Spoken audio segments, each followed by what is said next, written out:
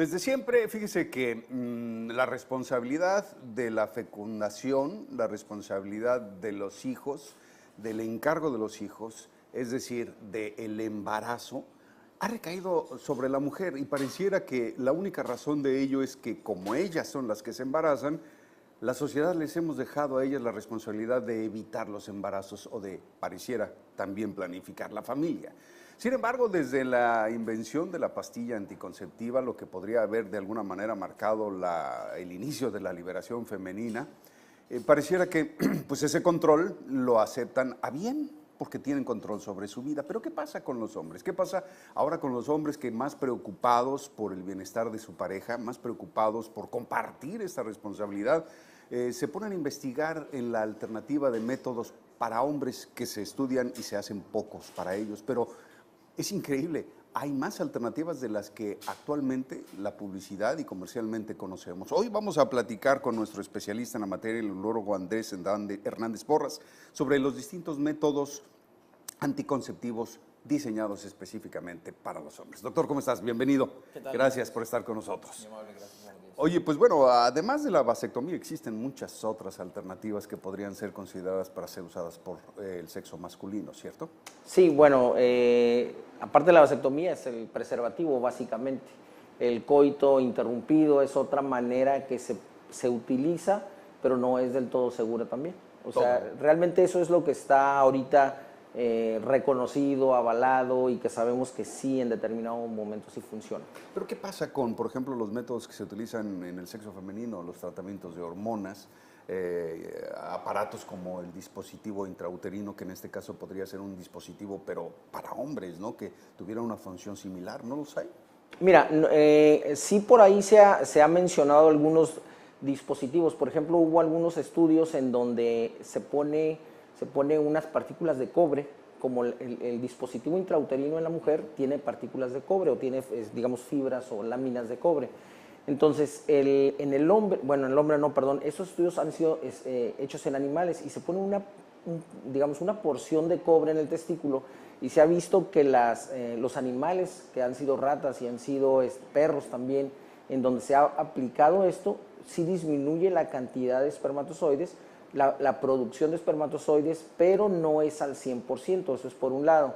Y después de que se lo quitaron esta lámina de cobre, no recuperan todos la fertilidad al 100%, es alrededor entre un 60 y 80% dependiendo del tiempo que la hayan utilizado. Pero el último estudio al respecto, son muy escasos y el último estudio al respecto fue en 2010. Antes de esto fue alrededor del 2002, 2003. Entonces, es algo que realmente no se ha investigado mucho porque no es tan fácil, pues, no es tan fácil digamos, la producción de esperma, la salida de ese esperma para fecundar en comparación con la mujer, en donde es un óvulo, se libera del ovario, se fertiliza o no se fertiliza, pero es algo, digamos, que en este momento está pasando. En el hombre no, en el hombre se produce un esperma ahorita, se está produciendo en el testículo, pasan 72 horas para que salga ese esperma, digamos, ya con la capacidad para fecundar. Y si nosotros lo queremos ver de alguna manera, el esperma se produce en el testículo y se va hacia un almacén, que son las vesículas seminales. Entonces, ahí se queda otro reservorio de espermas. Entonces, si nosotros dijéramos, ok, le vamos a poner una partícula de cobre al paciente, pues le vamos a afectar la formación de espermas, pero los que ya se formaron están ya almacenados más allá. Eso por un lado. La otra es, no sabemos hasta qué grado pudiera disminuir esa cantidad de espermas, o sea, se disminuye, pero con poca cantidad el paciente puede quedar fértil, o sea, no se garantiza y no quedan en cero, pues por decirlo más fácil. Doctor, quisiera saber algo. Perdón. Todo esta tendencia a que la investigación de los métodos anticonceptivos han sido principalmente pensados en el sexo femenino, ¿a qué obedece? ¿A que resulta más fácil la investigación? ¿Resulta más fácil o más conveniente? ¿Es más probable que sea el sexo femenino el que vaya a consumir los productos sobre los cuales se investiguen? ¿Es una cuestión de sexos o de machismo? No, es una cuestión realmente de función hormonal. Por ejemplo, igual, si lo quisiéramos ver, hace ratito mencionabas de lo que ha habido, o digamos algún dispositivo.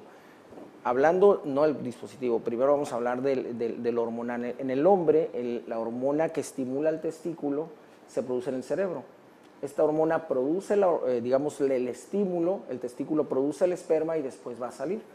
Entonces, estas hormonas que son los andrógenos, nosotros sabemos que si nosotros subimos la manera de engañar al testículo es subiendo esa hormona.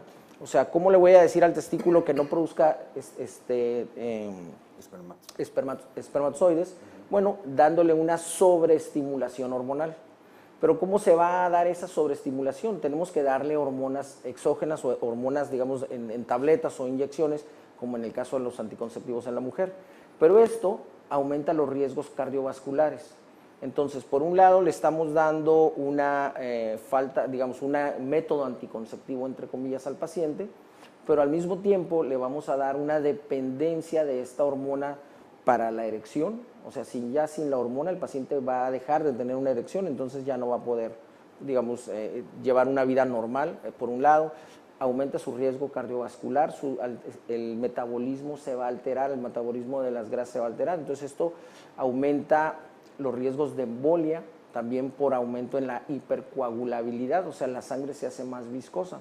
Entonces, por un lado, nosotros pudiéramos dar hormonas y dar, digamos, el beneficio de un anticonceptivo, entre comillas, porque deja de funcionar el testículo, pero no es, digamos, poniéndolo en la balanza, tiene mucho más efectos adversos que beneficios, ¿no? ¿Y eso no sucede con la mujer, en el caso de la mujer? No, porque en la mujer el ciclo es mucho más, digamos, sencillo, entre comillas también, porque la mujer produce un óvulo que si no es fecundado se va a eliminar.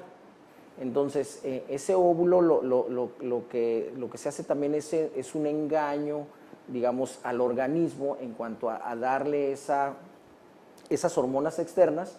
Y como funciona el anticonceptivo es diciéndole al cuerpo, ok, sabes que ya ovulaste, ya no necesitas ovular, etcétera, etcétera. Entonces, la paciente lleva su ciclo hormonal de manera normal. Obviamente, si se dan dosis más altas de lo normal, que era lo que pasaba antes, que pues le da algunos efectos secundarios a la mujer. Las mujeres que tienen fibromas mamarios o riesgos de cáncer, bueno, se someten a un riesgo alto. Pero ahora sabemos que esas dosis muy bajas aumentan el riesgo, pero en forma muy moderada, muy controlable, ¿no? Y siguen cumpliendo su efecto de engañar al ovario. Así es. Qué bueno, pues la verdad es bueno saber esto, porque existe la creencia, doctor, de que pues la industria médica se ha abocado más a trabajar en las mujeres que en los hombres, pues porque los hombres no solemos aceptar con mucha facilidad el hecho de consumir medicamentos para hacernos no fértiles, ¿no? Sin embargo, pues esto ya quedó demostrado que es distinto, por lo menos el doctor ya nos explica las razones médicas y científicas por las cuales se ha trabajado más con el sexo femenino que con el masculino. Sin embargo, los hombres seguimos cada vez más interesados en compartir esta responsabilidad, doctor.